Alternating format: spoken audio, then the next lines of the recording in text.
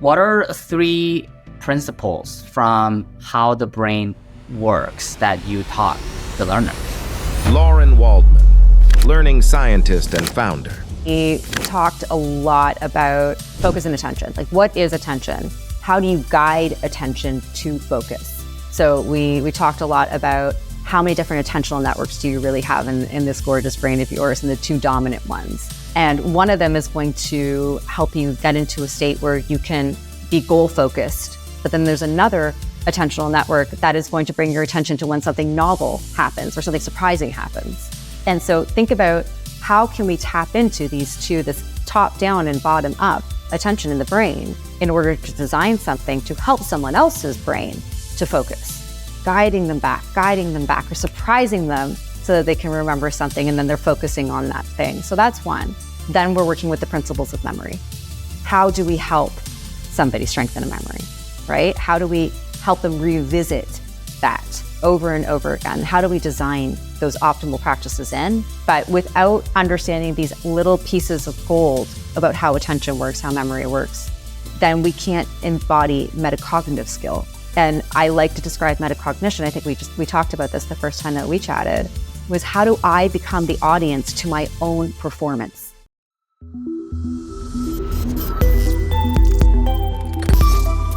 Lauren, it's so good to have you here. I was very excited to be introduced to you through Keith, who I really, admire and respect. And he said great things about the work you do in learning. And then I looked you up on, website and LinkedIn, and I love the views that you have around bringing science to learning. So super excited to dive in today. Likewise, Vince. We had a great first, sometimes you just vibe with people, like right from the beginning, and you and I vibed. So this will be a great conversation. Yeah. It's hopefully like some spicy takes on learning that we can talk about. Ooh, yeah, let's get spicy. Yeah. But, I think just as we get started, maybe the first place we can start is what got you interested in learning, and especially looking at it from a neuroscience angle. I've been asked that question like so many times over the years. And I think when I look back, and I'm going to answer it very honestly at this point, I'm going to say it was a mixture of a little bit of embarrassment and maybe a little bit of shame, if I want to be perfectly honest, because when I discovered neuroscience, when I discovered cognitive neuroscience, like many that I've spoken to globally at this point, we're never really taught about our own brains. And we're definitely not taught about learning itself and better methodologies. So when I realized that, especially so far into my career as a learning practitioner and especially as a former educator, that I knew nothing. I literally knew next to nothing about the actual thing doing the learning and the remembering. I mean, that was enough to really spark the flame, or pouring gasoline to ignite this massive fire, which inevitably was going to lead to my own transformation. Yeah. Are there any, as you ventured into sort of this way of thinking about learning, any groundbreaking or famous neuroscience discoveries that have really shaped your thinking on how learning works? All of them, and I think let's say top. I know, right? It's let's level set the human playing field for a second, right? Because the majority of us, unless you're a medical practitioner or a neuroscientist or anything that actually your profession is revolving around medicine of the brain, we just don't know anything about it. We're never taught these things, so everything seems like, oh my God, how did I not know this, right? So it was all incredibly fascinating to me right from the very beginning. But I'd say there's groundbreaking neuroscience happening right now as we're speaking. But I think before we talk about the groundbreaking stuff, especially because I think, with your audience, we're talking to people who might be in human resources and learning and development. They might be leadership coaches. They, such a variety. It could be in sales, marketing, anything. We just need to kind of talk about the basics before we talk about the groundbreaking. So at a very, fundamental level is we should know things a little bit about memory. How is that created? How is it stored? Because that's really the basis of everything we do as learning and development professionals is we design and we facilitate and we measure the changes that we're trying to help make in someone else's brain. So getting that like foundational understanding of how that works can make like a massive impact. Now, you ask about groundbreaking discoveries. Well, I mean, you go back to the history of neuroscience, and when you think about how it started and how we used to explore the brain. Like if I came up to you today and said, Vince, we need to take a look at your brain. So I'm just going to take this, this is so funny. I just ironically I was hanging pictures. I'm going to take this hammer and I'm going to just hammer into your skull until I have a hole big enough to get in there. We think about groundbreaking. It wasn't until 1977, which in retrospect, it was a long time ago, but it's not as far back as when we were like when we were hammering into people's heads. When we think about 1977 is when the first the MRIs were invented, when we could really truly start looking into someone's brain and get imaging. That to me was like groundbreaking. And now fast forward to the year that we're in right now, where so many patient cases from dating back into the 1800s, like one of the most famous being Phineas Gage, who had something shot through his jaw, escaped through his head. He, sneezed out some brain, and they're like, oh, he's not the same. He's alive, but he's not the same anymore. That was groundbreaking. And then everything that came after that, whether it be, again, fortunately, unfortunately, a lot of what we know is because some people had to suffer. They had to undergo some deficits. So everything that has to do with memory, everything, the wonderful team at MIT who did some fantastic work with focus and attentional networks. Then we've got, all over the map, we've got like scientists in China, we've got scientists here in Canada, like everyone who's just has this tiny little piece of the brain puzzle that we get to learn about every single day. Yeah. It's such a complex organ, right? It's also really hard to study deeply. I guess maybe then thinking about, okay, so I really liked what you said around, you got to start with how memory gets formed, right? How would you say, what is the best way to design learning experiences that align with the brain's way of naturally forming memory? So we had a session, we were talking about this before we were recording. We did a session this morning, and so many people are so interested in this is, we say the word learning a lot, but we forget that learning is our process and memory is the goal. We want the outcome of memory so that someone can transfer that memory into a tangible skill, behavior, ability, something in their everyday lives. So when we look at the formation of memory, it's really, number one, from a practitioner standpoint, from a human standpoint, you need to understand it takes time. There's like these ingredients, right? We need time. We need repetition, rehearsal. We need to have some retrieval practice in order to create and strengthen a new memory and a new neural pathway, which is representative of that memory. So that means that one quiz at the end of an e-learning course just isn't going to cut it. Our goal is to strengthen a neural network. And so the way that I was telling people this morning was that a lot of people, I'm sure maybe you've heard of this, you've heard of the terminology neuroplasticity. Yeah. Okay. Have you heard of synaptic plasticity? No. It's not as common in our everyday conversation. So we've got the neuronal plasticity, which is those cells, right? But the cells have to communicate. They have to somehow communicate with one another. And that happens through the process of electrical and chemical signals.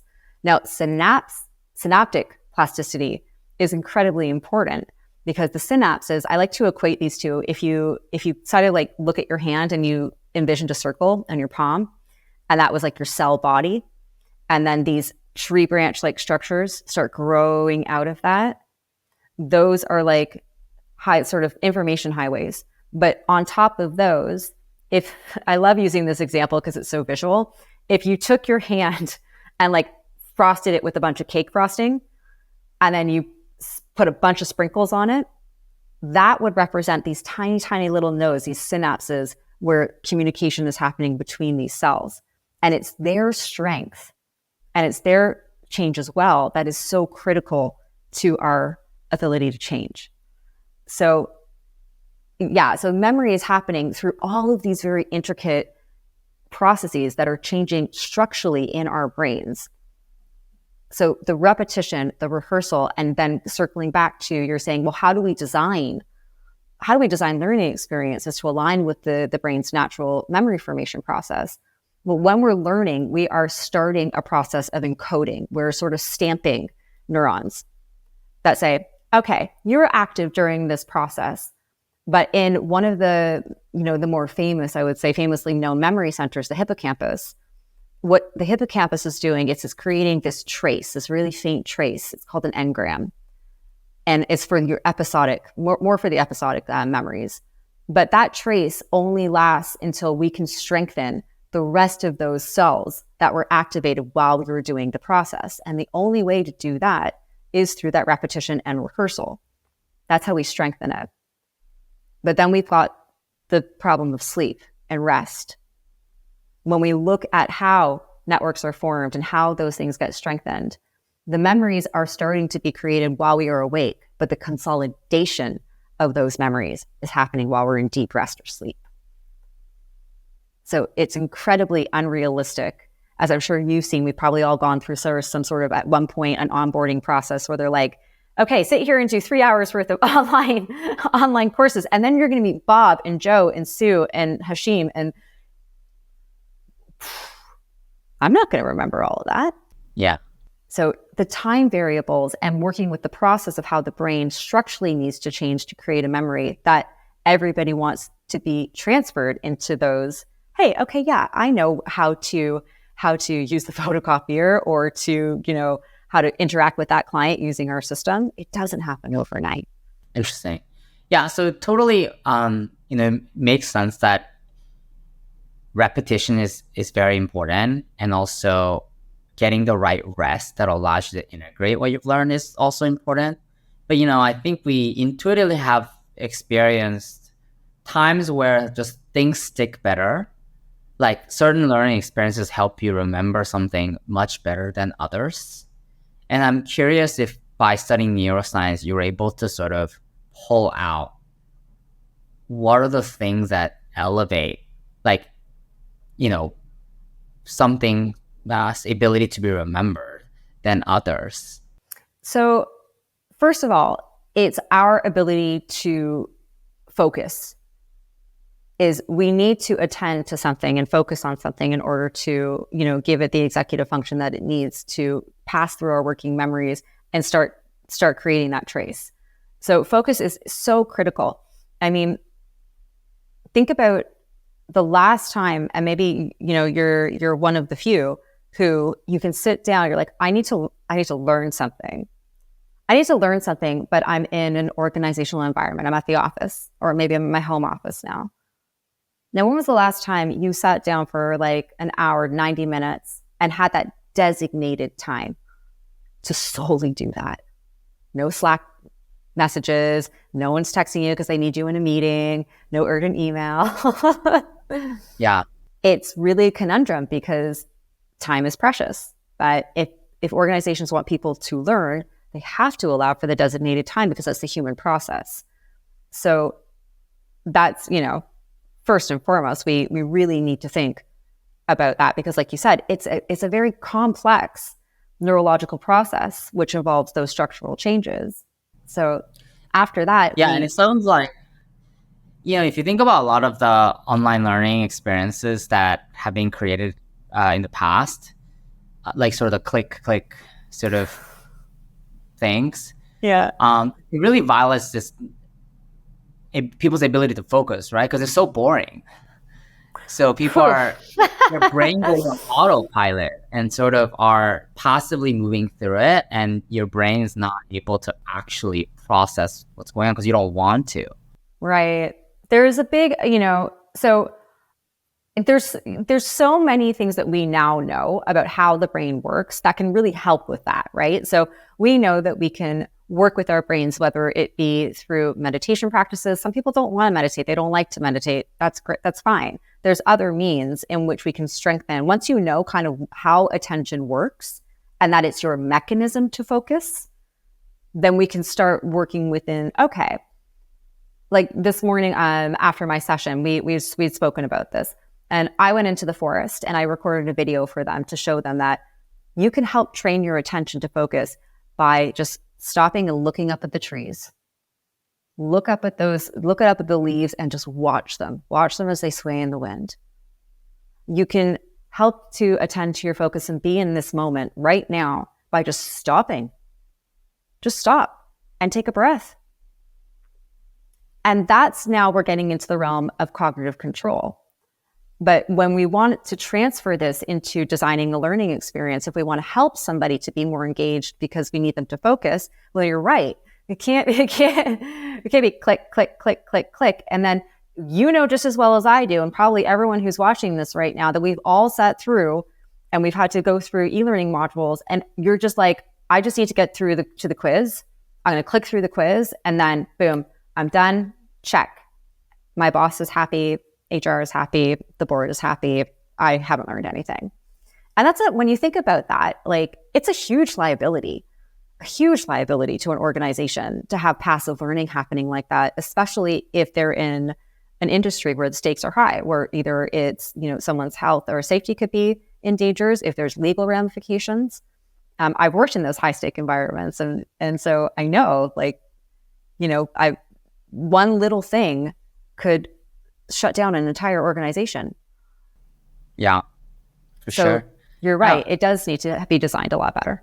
I want to move also on to the topic of skill development, which is there's some similar aspects, but in my mind is distinct from like knowledge retention, right? Where you're building like know-how, like you're actually building skills that and I'm curious if you can share a little bit, how does skill acquisition work from a neurological standpoint, and any insights you've learned on how you help people build new skills better based on that? So I don't necessarily look at it like this, right? So I don't see the brain and say, okay, this is like a skill. Like, well, what's the skill? Is it a motor skill? Are we embedding knowledge? For me, I'm looking at it as it's really about, I take it back to that memory process. So, I mean, as we've already identified, it is a very complex neurological process, which involves changes in the structure and the function of our brains. So at first, it's like we're taking in all of this stimuli, right? And we're starting that encoding process, which is going to engage our executive function. So for anyone watching, if you were to take your hands and you just put them on your forehead right here, right behind here, I like to call it my boss box, because this is really like running my show for my behaviors, my goal setting, my problem solving, and my working memory. But I need to start that encoding process up here. And then we've got to think about, this isn't the only site of things. It's a key area. Now, at the same time, other of those areas of the brain are being involved in processing all the different types of stimuli. Now, like it said, Vince, it's going to depend. Like, is this a motor skill? Like, am I learning to ride a bike versus am I acquiring, knowledge from a book or from a process manual? So I'm going to go about this a little bit differently. But after that encoding, that initial encoding process happens, it's up to us to really strengthen that trace. Now, where I see most of the learning failing in organizations is that it is not being given that time that we were talking about to do retrieval, to challenge the brain to retrieve and strengthen the network. One test isn't going to cut it. One practice round isn't going to cut it. We need that time for practice, for retrieval, for rehearsal, for feedback. And so if that pattern of those cells, remember, I really want to bring people into the brain so they can understand that this isn't just highlighting and rereading and, just staring at a screen mundanely. This is literally that functional changes that are happening. But if we're not reactivating those patterns at the cellular level, then those traces are just going to disappear. So the most practical way to accelerate, I'm just going to finish there. The most practical way to accelerate this, like quite honestly, is to slow things down in order to speed them up. It really resonates in the sense that, even in sports, like you have to practice the same drills like a lot for you to build the fundamental skills, right? If you are playing basketball, like you have to practice the same like fundamental dribbles and shots for you to improve. Now, a lot of people don't put in the practice and repetition they need to improve because it's like really quite boring for a lot of people, and they lose interest, right? So I'm curious if you have, like, how do you tackle, maybe the question is, have you seen an organization tackle this very well, where they are able to create moments for people to do the practice retrieval feedback that you were talking about, but also incentivize and motivate people to take advantage of those opportunities, really? If I'm being like perfectly honest, I haven't seen that many. But here's what I'm going to say, so that it's not only on the ownership of L&D and the learning and development, right? The learning and development teams can only do so much on their side of things. They can design, they can facilitate, they can work with their subject matter experts and then roll it out to the divisions that be. But we're also dealing with a very greater population of people who never, myself included, probably you as well, no one ever sat us down and said, these are the better methodologies and strategies for you to learn. So our own behaviors and habits work against us because, one part of the brain's primary function is to keep us safe and to a place of safety. So which means we're typically going to go to do things that we already feel comfortable and familiar with. Now, our educational systems haven't really changed in a very, very, very long time. So we are taking those methodologies, we're taking those habits, and we're transferring them into our adult lives. I showed a split shot this morning of a classroom. One of them was from the 1800s. One of them was from 2015. They look exactly the same. So it's really, let's look at it from, it's not just the ownership of the L&D teams to produce great learning, but it's the ownership of the rest of us to think and really learn ourselves of how can we learn better? What do we know now that we didn't know before? And what has science taught us? What can I learn about my own operational function that will help me do it better as well? Interesting. Okay. Maybe can you give me an example of an organization you've seen, like a real sort of success case study, where you saw the L&D team launch a very effective learning program that is well grounded in the neuroscience of learning? I have trained and taught L&D teams parts of what I know so that they are able to design more effectively with the science and with the brain in mind. I've yet to see a full program being executed like that. What I can walk you through is this case study. This hasn't been made public yet. We literally just got the data the other day, but I'm sure I can share it with you because by the time this interview comes out, it'll be public knowledge.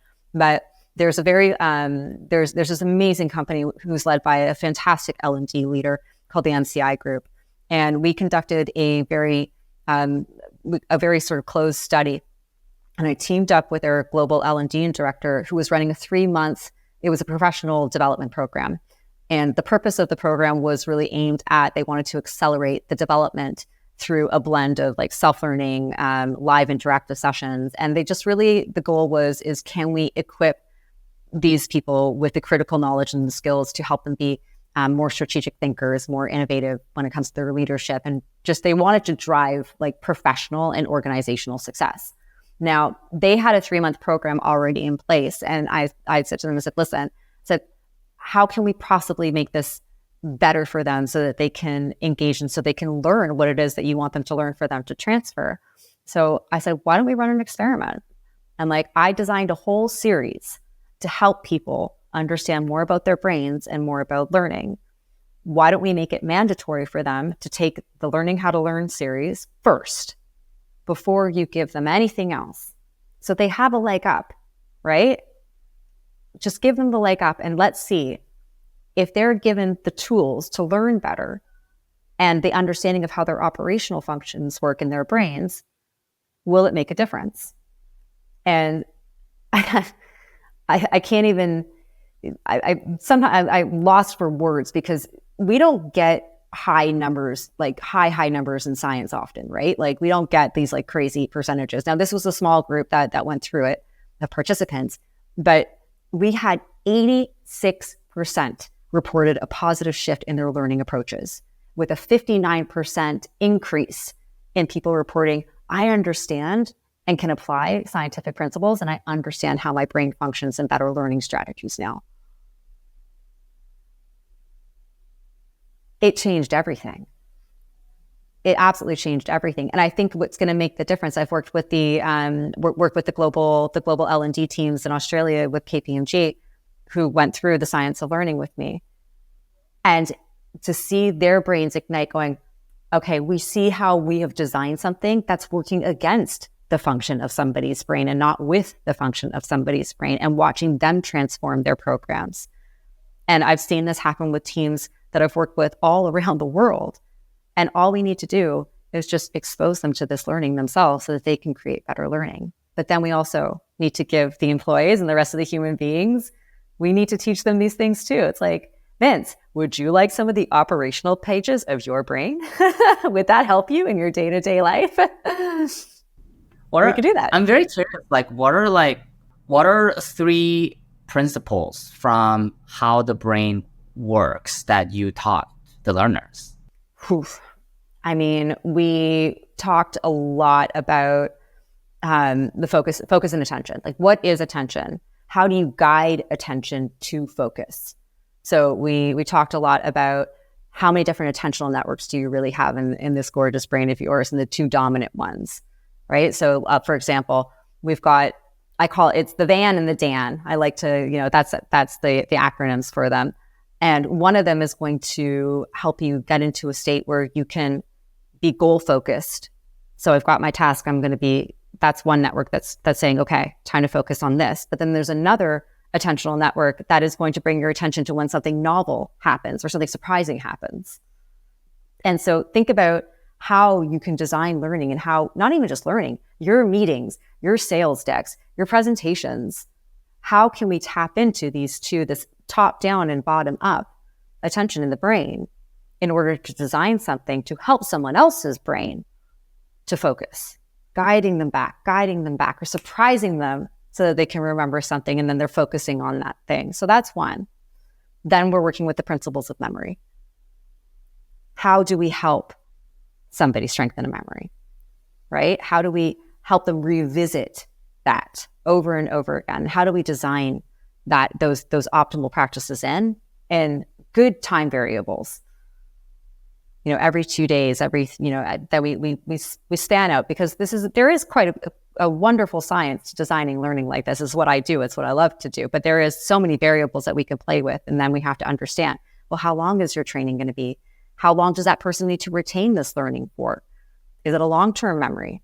Or do you just need some training for a very short term? It's going to be a very different design and a different way that we execute.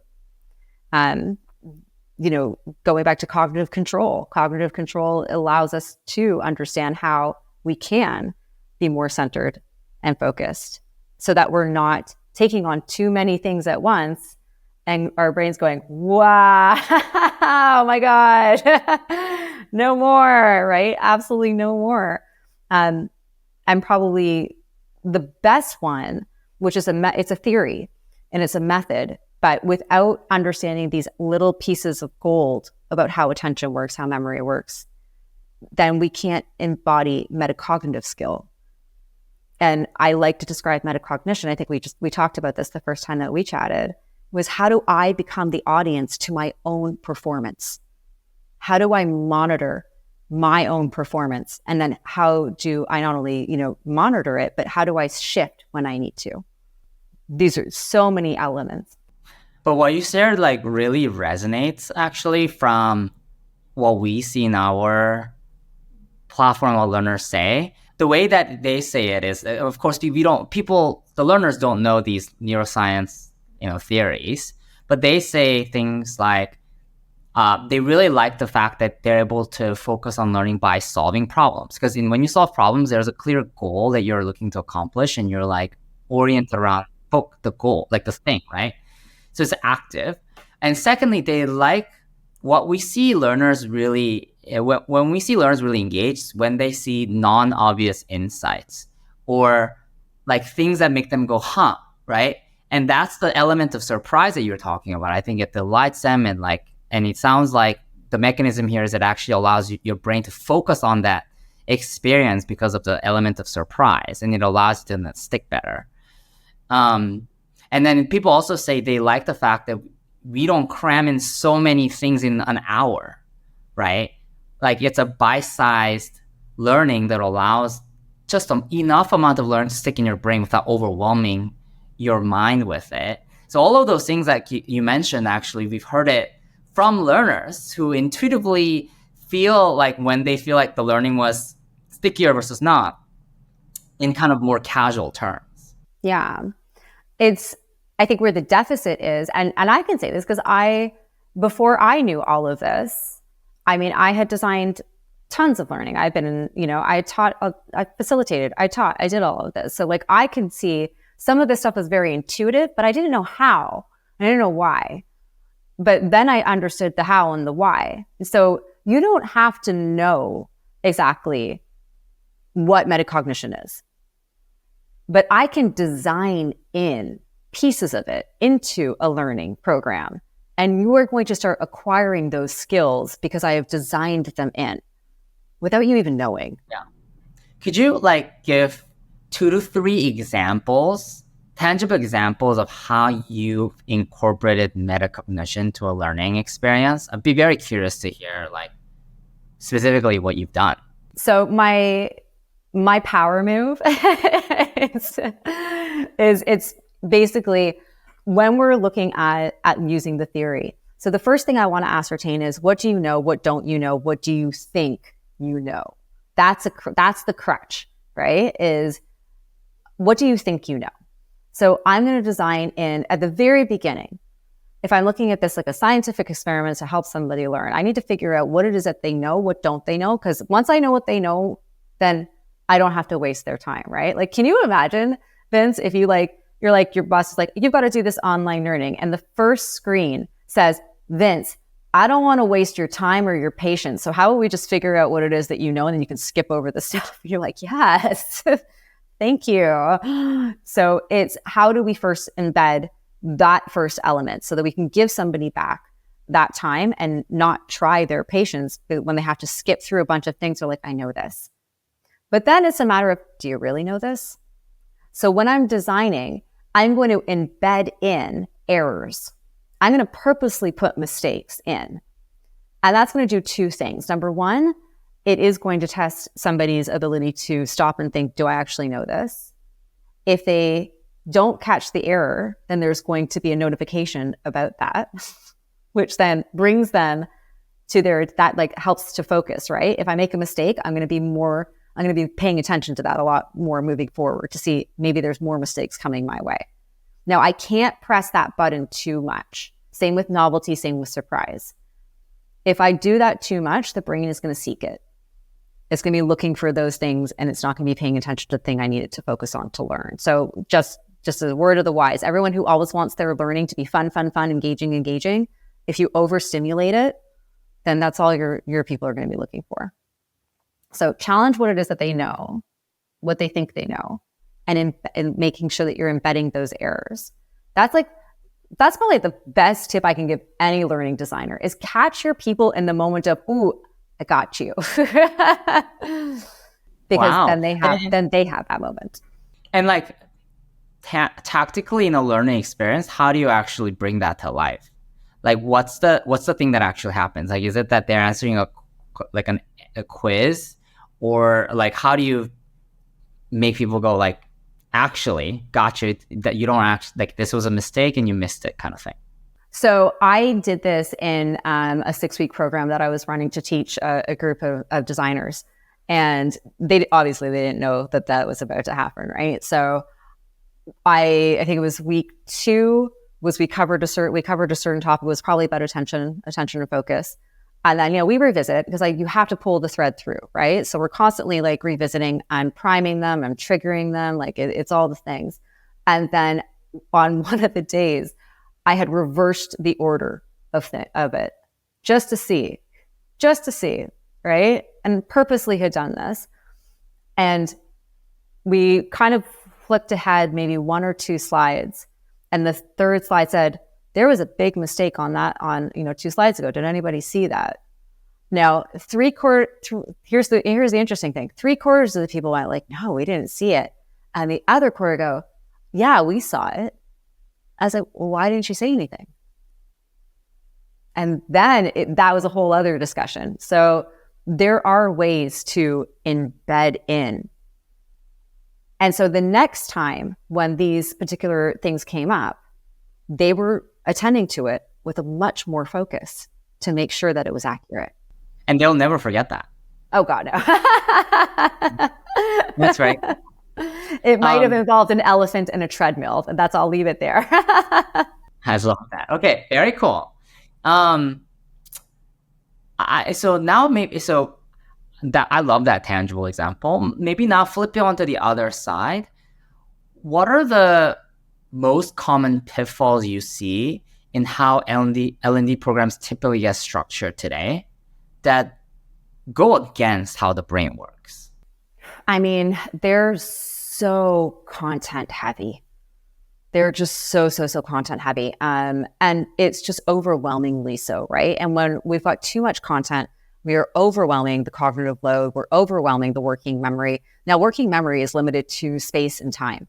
So we've really got to be careful with how much we put in a certain section when we're processing, So I think that's a huge one across the board with almost everyone that I've seen. And then from a processing standpoint, not just of the knowledge, but of all the other elements that could possibly be involved. If we're talking about online learning, some screens will come up and they've got some music in the background. That's okay. But then they've got text bubbles popping up everywhere. And then an avatar shows up and is like, you're doing great. It's like, press this button to go next and open this document. I'm like, too much. Where's someone's attention at that point? How are they supposed to focus?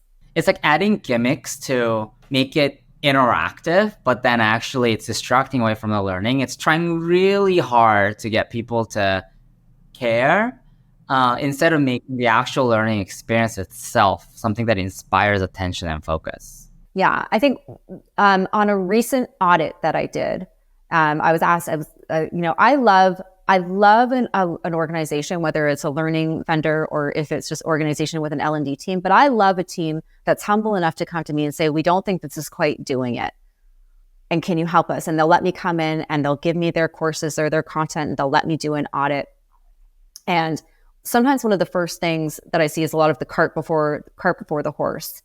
And by that, I mean, it's like, well, you want this, you're trying to get somebody to the end game, but you're not giving them the underlying skills that they first need to get there.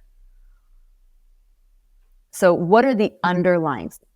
Yeah, not a problem. So I designed a onboarding program for a very large retailer, and this was for their distribution warehouses. Now, have you ever been inside a massive distribution warehouse before? I think so, as part of a project.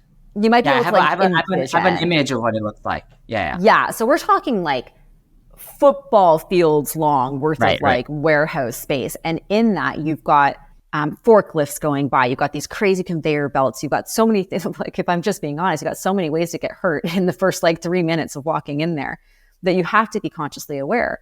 So this onboarding program was first designed for when people come in and they're like, okay, well, this is section A and this is where things go and that thing is said, and they're trying to cram down the sections and where everything is. In the meantime, well, let me ask you, Vince, if you're a new hire and I put you into this environment for the first day and you've got forklifts flying by you and everything, how do you feel? Overwhelmed. You're overwhelmed. And if you distracted, you're just trying to survive. And so taking it back, I said, have you thought have you thought about the people who have never been in this environment before? Okay, so they want to be focused on the important critical information, but right now their emotional processing centers has got control because they're scared that they're going to get hit by something. They don't know the environment yet. You haven't given them a chance to encode the environment. So we flipped all of that on its head so that we were able to say, okay, we know someone's going to emotionally react 4 to 10 times faster than they are going to executively think. So let's talk to that first. So interesting. Huh.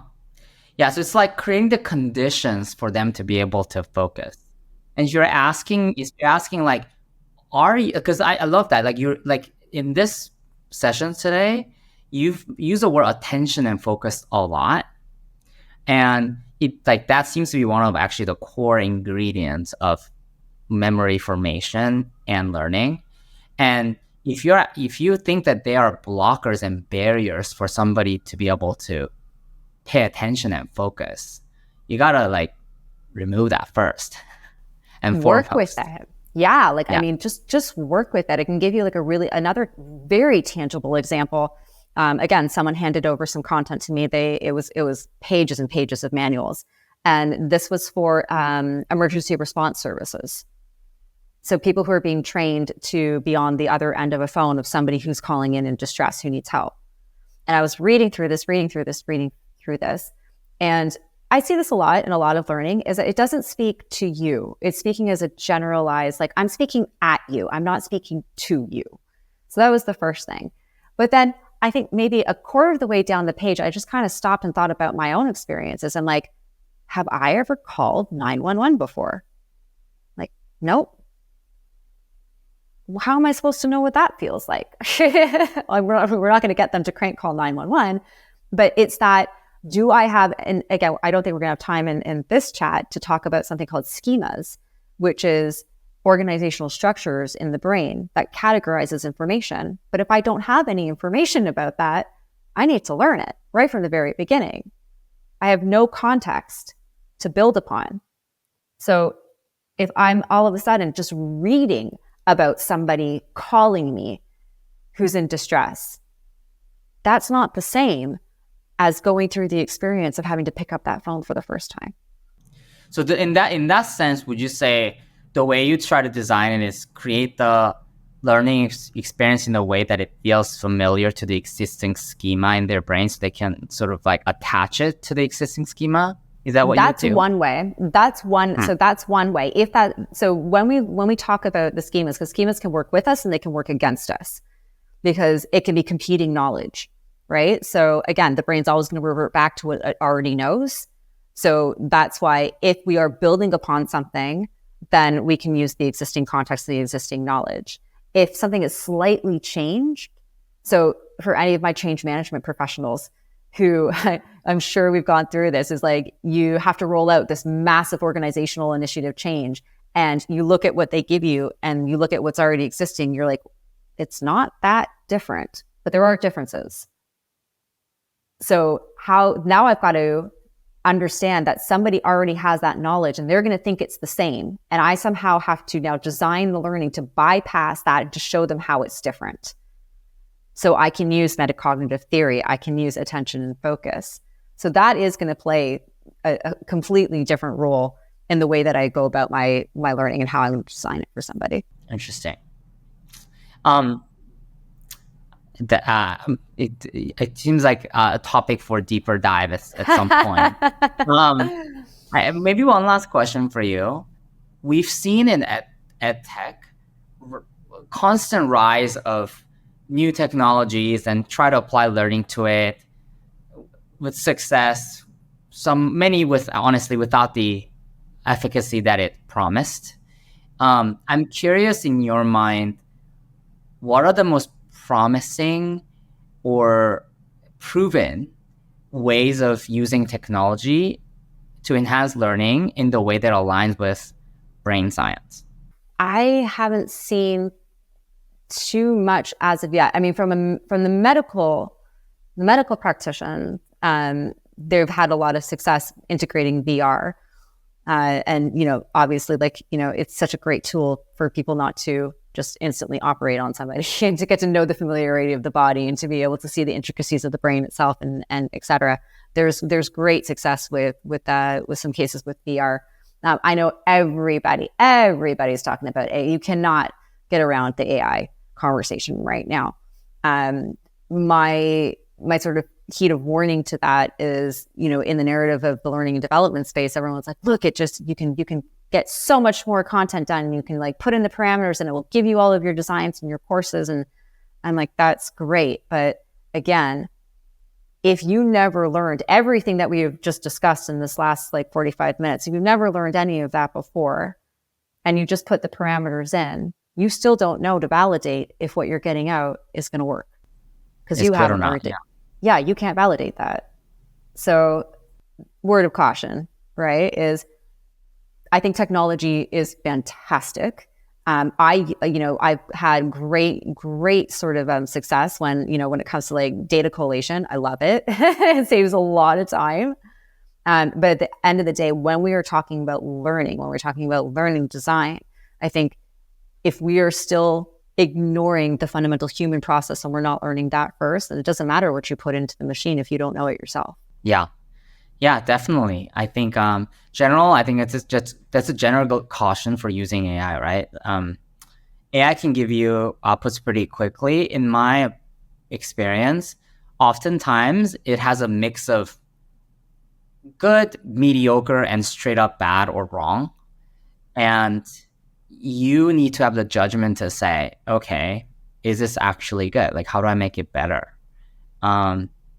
And to your point, if you don't understand how really good learning works, then like, how do you know actually the thing it spit out is actually a good design or not? Yeah, you really don't. They could type, anybody who's watching this right now could type in any of the main keywords that we have been talking about.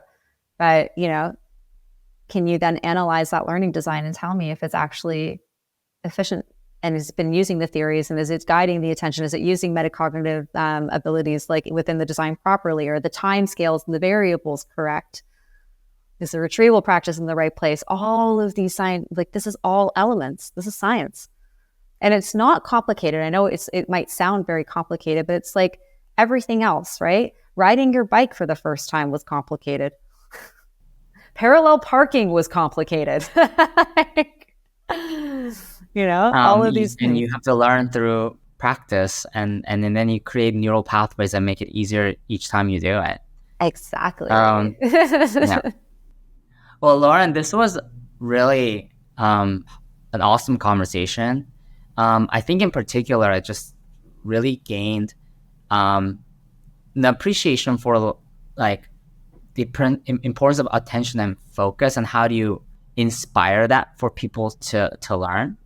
I